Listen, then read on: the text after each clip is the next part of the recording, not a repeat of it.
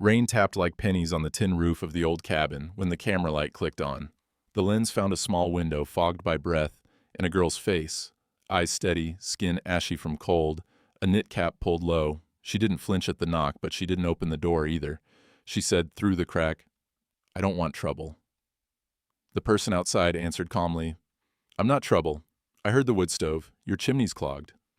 A dog's tags jangled. A second voice off to the left said, "Ms. Mercer, let's back up." The camera dipped, refocused on a muddy step, a pink sneaker print by the threshold. She had been here long enough to leave patterns. According to the incident log we obtained from the county sheriff, this was mile marker 12 on Spruce Hollow Road, nearly a mile from the paved highway. The cabin belonged to a foreclosed property left to rot. It wasn't on any glamping app. There was no number on the door, just a nail and a half-swinging horseshoe. Before we go further, like and subscribe for more stories that challenge prejudice and celebrate courage. The woman at the door, later identified to us as business owner and investor Layla Mercer, angled her phone light toward the smoke pipe. "You're burning wet pine," she said. "It's making creosote." The girl's voice came back quick and precise, the tone of someone measuring risk. "I know about creosote.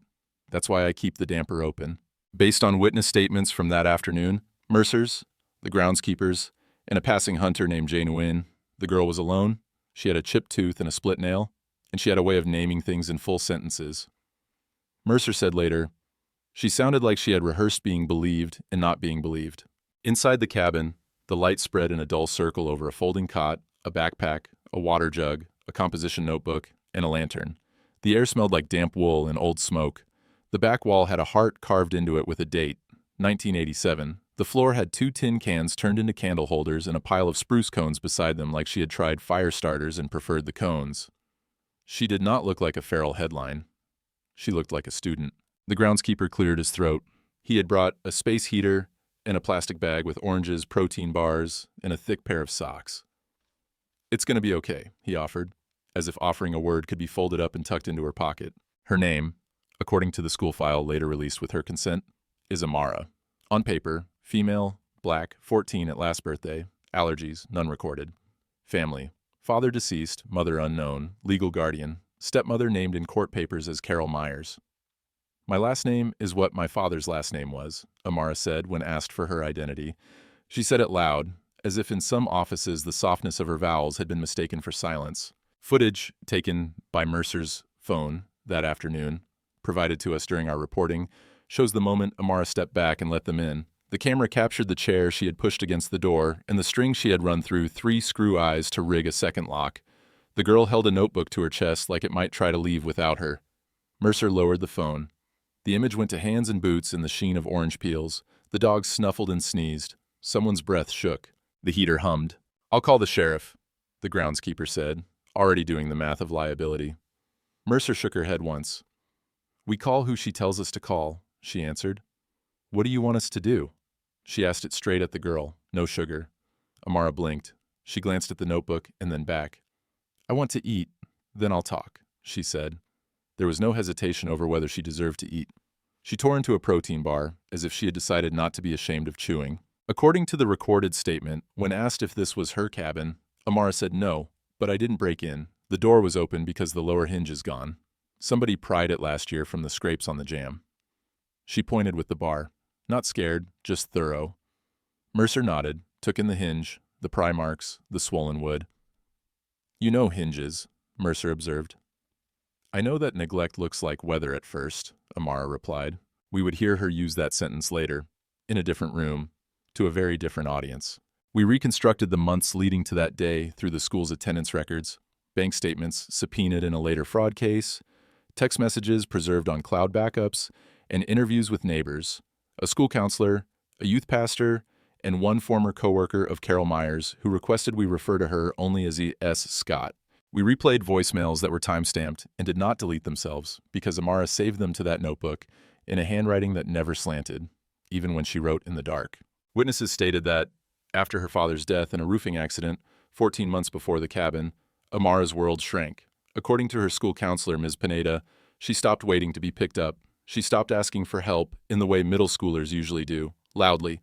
She listened. She documented. She would say, "Can I repeat back what you said?" She had learned that quotes are armor. Based on internal documents from the county DSS and a claimant history from the Social Security Administration, survivor benefits for Amara were authorized.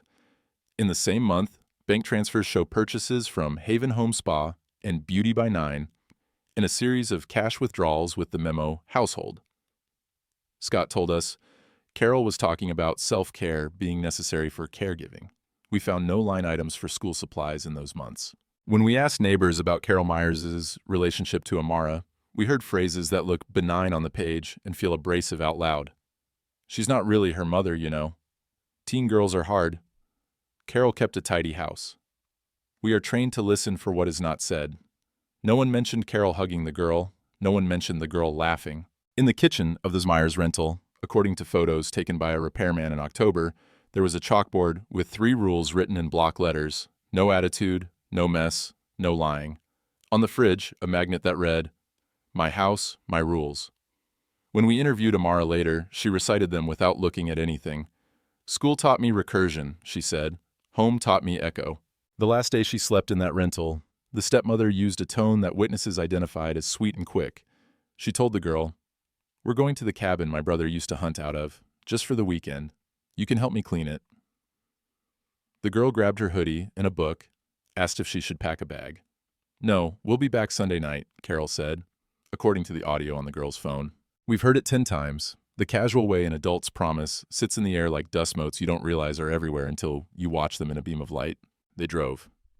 The odometer ticks are there on a photo the girl took of the dashboard because she had learned to measure distance. A truck passed them towing ATVs. The highway turned into a 2-lane. The 2-lane turned into a broken asphalt. The broken asphalt into a jawing gravel. You can hear the stones in the recording like teeth. At the cabin, the stepmother told her to sweep. The first 30 minutes looked like work. Carol took photos for the listing, she said in a text to a friend we later read. "I might Airbnb it once I patch a few things." She sent a smiley face. Then, according to Amara's account, Carol said she'd be right back with hot sandwiches. She left in the car. The car sound faded. Then there was only wind and a hinge complaining in a broken rhythm. Amara waited. She counted to 300, to 600, to 1200. She used numbers because they were heavier than hope and didn't blow away. She found a nail, looped a string. She decided not to walk after dark because a flashlight can announce you to the wrong people. She rationed the bottle of water and the 2 packets of mustard from an old drawer. "I licked the mustard," she told us without ceremony. It helped with the taste of panic. Morning changed the color of the walls. She blew into her hands, watched her breath, learned the pace at which smoke clung and lifted. A hunter crossed her line of sight at noon. She crouched and stayed quiet. She didn't have a plan that made sense for a child. She had a plan that made sense for someone who didn't trust the people who would write the report if she went missing, survive, document, name. By the afternoon, hunger made her less careful. She went outside to find dry sticks. She left the footprint by the threshold that would be the first thing Mercer's phone caught the next day. She kept the notebook in the inside pocket of her hoodie. The page for that day has bullet points like a witness list. Car left 4:26 p.m., sky pink, smell home. Smell like mold, nails rusty, hinge top only, no birds, just wind in the pines. My name is Amara, I am not a runaway. The last line is written 3 times. The ground truth of the second day was that Amara tried to start a fire in the old stove with damp pine, and the pipe coughed thick smoke into the room. It was that smoke that made the groundskeeper on Mercer's staff turn his head when he was checking fences on the adjacent parcel. He called his boss instead of the sheriff first. "Because I didn't know if it would be an old man doing something he shouldn't be doing, and I didn't want guns," he told us. "I wanted a woman who knows how to talk." In the cabin, after the protein bar and the oranges were peeled, Mercer sat on a milk crate. The camera captured the bottom of her boots and the threadbare knees of Amara's jeans. "Who left you here?" Mercer asked, no edge. "My stepmother," Amara said. "She is not my mother. She married my dad when I was 8. He died last year. She said she was going to get sandwiches." "For how long?" "Yesterday." The dog lay down with the levy of a sigh that animals do when they decide they will guard a thing.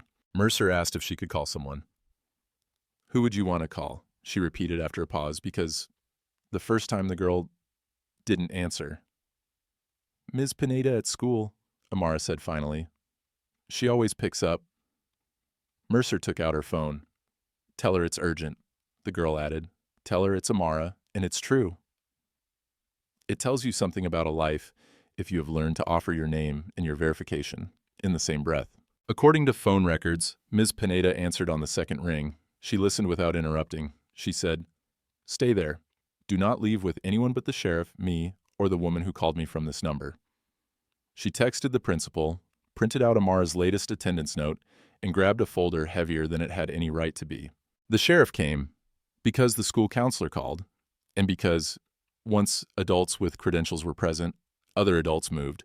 The deputy who arrived was young and had the powdery look of a man who had not yet had practice driving a county car in the rain. He took statements. He asked the right questions with a pen clenched too tight. "Do you feel safe going back with your guardian?" he asked, reading from a laminated card. "No," Amara said, without reaching for explanation. The deputy looked relieved. People who make sound decisions make paperwork easier. Based on the initial report, Carol Myers was contacted the same evening. Her first recorded sentence: "She ran away again." There is no earlier report of her running away. "She took some cash," Carol added. The bank statements would later show that the withdrawals had been made 2 days before, at a salon. When asked why she drove to a cabin that was not in her name, she said she was considering a short-term rental income stream, and she said she gave Amara a chance to choose a better attitude and come home, and she decided to rebel. The recorder captured the hiss of a soda can opening in the background. After the deputy left, Ms. Pineda arrived. You can hear the recognition in the audio, in the way the girl's voice goes warmer by half a degree. "Ms. P," she says, like an anchor uses a code with a ship. "I'm here," Pineda says. "I see you. I told you. Call me, and I'll come." It is a small sentence and a large fence. Mercer stayed in the doorway, not to block but to keep the space held. In her later interview, she said, "I know something about being underestimated. I also know that money can make you look like a solution and then turn you into a problem if you use it wrong. So, I stayed to listen." She didn't tell Amara she was a millionaire. She told her she had tools, a phone, a lawyer she trusted, and a truck with gasoline in a topped-up tank. The next days played out in rooms that amplify the difference between the thing and the story about the thing. Family court has a carpet pattern that you can stare at to avoid making eye contact with a man in a black robe who can decide where you sleep. The Child Protection Office has chairs that squeak in ways that make kids look like they are lying. Mercer sat with Amara and Ms. Pineda in a waiting room where a TV news loop showed a segment about wildfire prevention while a mother scolded a toddler softly for tearing napkins into strips. Carol arrived with a ponytail tight enough to lift the corners of her eyes. She wore a sweater dress in a color called oyster. She hugged herself in a way that looked like containment, not comfort. "I did my best," she told the intake worker. "This child has been defiant. She made me feel unsafe. She has outbursts." The worker glanced at the sheet, the race box. He did not look at the girl's hands, which were steady. He did not ask if the last outburst had been on paper. It had. It was a log titled, "Things Said to Me When Adults Think Children Are Soundproof." Amara had written the date, the time, the quote, and who said it. She is what advocates call her own file. We obtained copies of those notes with Amara's permission. An entry reads, 9/12, 7:23 p.m. You're lucky to be in this house at all. Another, 10/3, 6:05 a.m.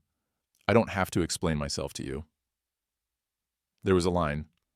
I learned that if I ask for reasoning, I'm called disrespectful. If I ask for silence, I'm called cold. If I smile, I am waiting for something. This is not adolescent poetry, it is data. At one point in the hearing, the judge asked if Amara had any proof that she had been left at the cabin, intentionally. The courtroom has microphones that make paper sound loud. Amara placed the notebook on the table. Mercer slid a small speaker out of her tote like an extra heartbeat. Ms. Pineda pulled up the voicemail, the one where Carol's voice says, "You can come home when you can follow rules." Time stamped 2 hours after she left, the signal weak, the words flat enough to slide like ice across tile. The judge listened. He did not emote. He did not do the TV thing where he looked over his glasses baldly. After the clip ended, he asked Amara to stand. "Who are you?" he asked, in the way that could be a test or an invitation. "I am my father's daughter," she said. "I am Amara. I do good in school. I am not a runaway." It takes a kind of power to say your name like inventory. Based on the court record, the judge ordered a temporary protective placement pending a deeper review. He did not award custody to Mercer. Money is not kin. He placed Amara with a vetted foster family with a record of caring for teens.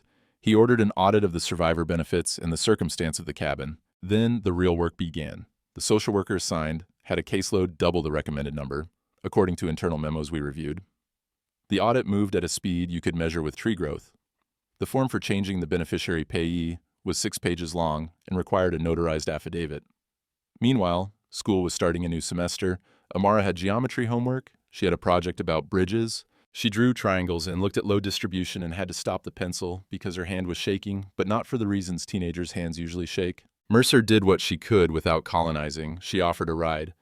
"You can say no," she said. Every time, she texted, "Tell me when to show up with pizza." She asked what Amara wanted and made notes.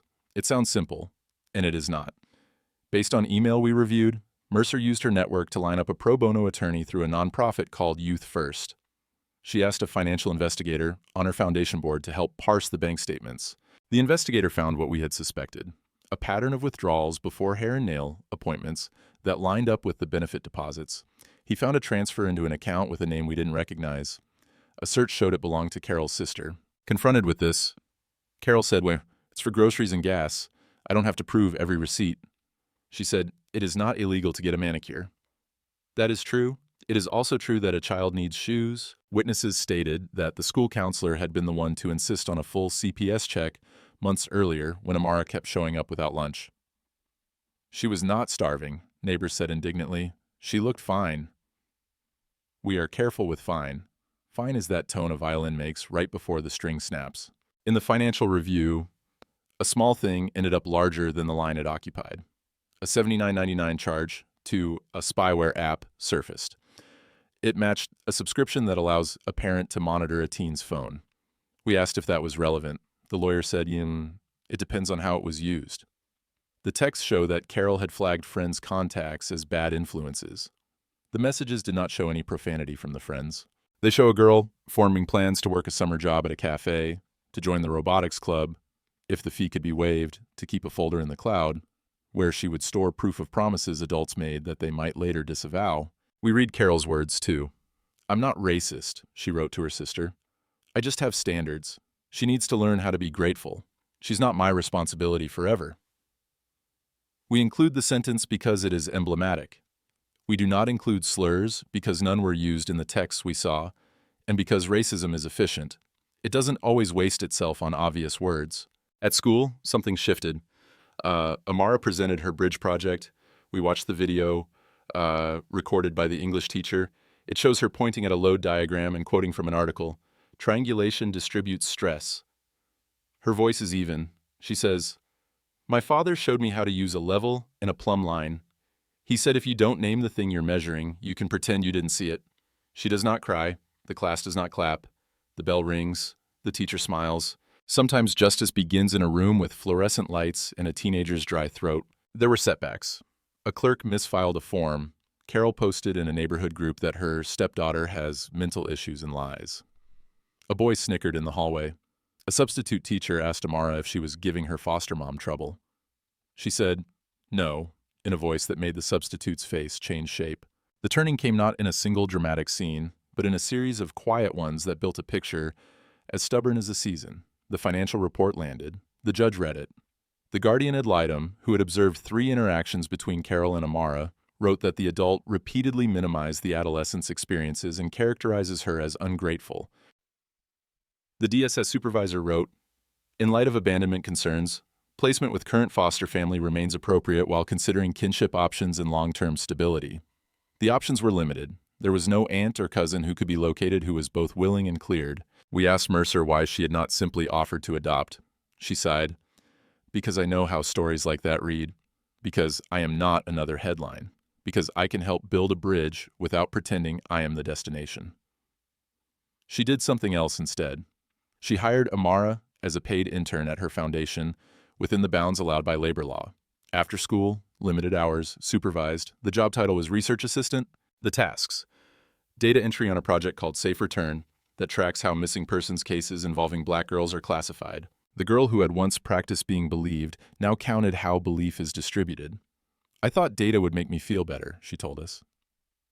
It didn't, but it gave me bones. We sat in a conference room with glass walls, watched her sort case types, endangered, runaway, abduction, unknown. We watched her correct typos in names. She asked, "Why does it say habitual runaway when it's a 10-year-old?" No one had a good answer that day. The file on Carol's case moved. She was charged with misdemeanor child endangerment and with misuse of funds, a financial crime the district attorney pursued because money is easier to prove than harm. She took a plea, she paid restitution, and did community service at a food pantry where the director made clear that safety and dignity come as a pair. We asked if she wanted to speak on camera. She declined. She sent a statement. "I did what I could. I am sorry for misunderstandings." We printed it here unedited. Amara stayed with the foster family through the end of the school year. She learned how the house creaked different than the old one, how the bathroom light switch stuck halfway down. She adopted their dog as her own in everything but name. She said grace over pasta and meant it. She took the bus to Mercer's office 2 afternoons a week. She learned to scan and redact. She learned to ask a question so the answer cannot escape. In June, the foundation hosted a roundtable. The sheriff came. So did 2 caseworkers, a school board member, a judge, 3 mothers of girls who had gone missing, a man who had been a boy who ran away for good reasons, and a reporter with a tape recorder whose batteries were always charged. Amara sat at the table with a name tag that merely read, Amara. She didn't need a title. When it was her turn, she slid a page forward. It listed 10 cases in the county that had been marked runaway without a note indicating who had made that designation and on what grounds. She did not accuse, she named. She said, if you mark us as a problem, we become paperwork that isn't urgent. She said, if you look at my face and think I am older or angrier than I am, you will miss the sentence where I say I'm hungry. The sheriff cleared his throat. The judge wrote something with a pen that squeaked. The mothers nodded, tears collecting in the corners of their eyes like words that had finally found an exit. Afterward, Mercer stood aside, hands folded loosely, the stance of someone guarding a fire without building a wall. "You did that," she told Amara. The girl shrugged. "I just wrote down what happened," she said.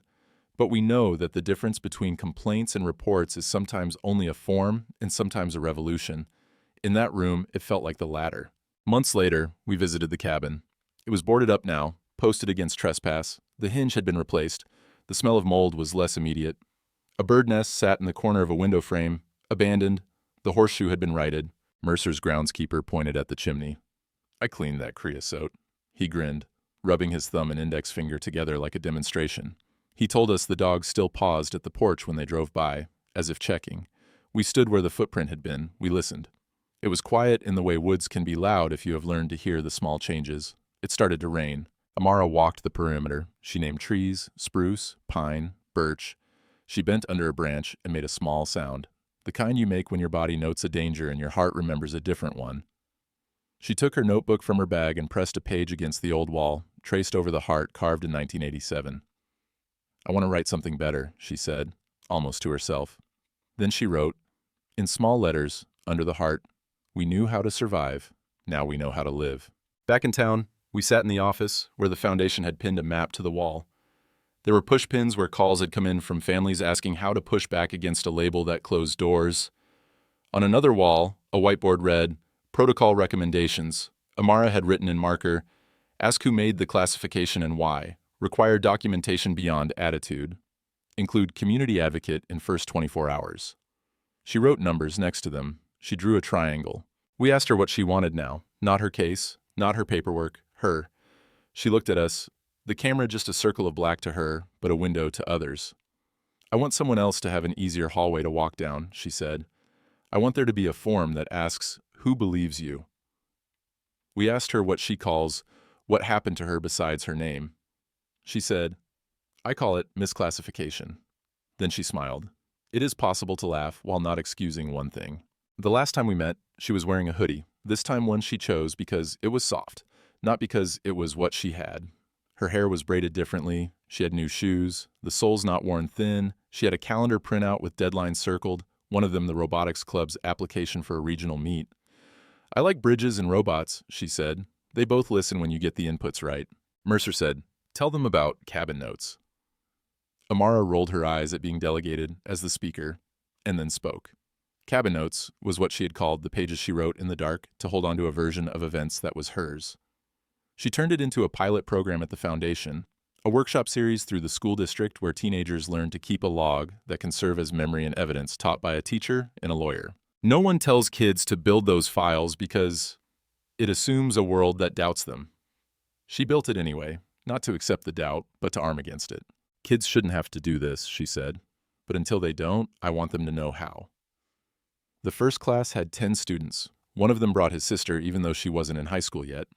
The lawyer taught them what to write for it to matter to a system that eats feelings and spits out phrases. The teacher reminded them to add what they saw, smelled, heard. Describe the hinge, Amara told them. Name the creosote. They laughed. It wasn't funny. It was relief wearing humor like a jacket to get into a room. It is tempting in stories like this to give you a montage of wins. We have a few. The school board adopted a resolution changing the language in its policy from habitual runaway to chronic sense of unsafety, pending support. The sheriff's department added a line to its missing persons intake requiring the officer to note who made the decision to label a case runaway and to cite a reason beyond noncompliance. The judge issued a standing guidance on the weight of contemporaneous notes in juvenile protective cases. Carol completed her community service and has not contacted Amara. This is good. It is also tempting to pretend that a millionaire found a girl and fixed everything. Here's what our reporting shows. Mercer opened a door. She sat down. She asked what the girl wanted. She borrowed credibility and handed it over like a coat in a cold room. Money can build a structure. It can also build a stage. But the person who stood on it and said the sentences that changed the air was the girl. We end where we began, at a door, at a threshold. The camera squares up on a face, a voice steady. This time it is Amara's channel too, her story in her mouth. She looks into the lens and says, if you are watching this and someone told you that your words don't count, write them anyway. If your door is a hinge that doesn't hold, tie a string through eyelets and make a lock. If someone leaves you somewhere and calls it a lesson, come back and teach one. She pauses. The room is soft with the light of late afternoon. Mercer is behind the camera, not speaking. The dog sleeps at Amara's feet. On the whiteboard, triangles. On the table, a stack of notebooks waiting for a class. We hear the hum of the building and a car going by outside, and the sound of a pen uncapped. Like and subscribe for more stories that challenge prejudice and celebrate courage. Then, the line we wanted to end on, but she gives it better. My father taught me to name the thing I'm measuring, she says. So here's a measurement. Today, I am not underestimated. Today, I am the evidence.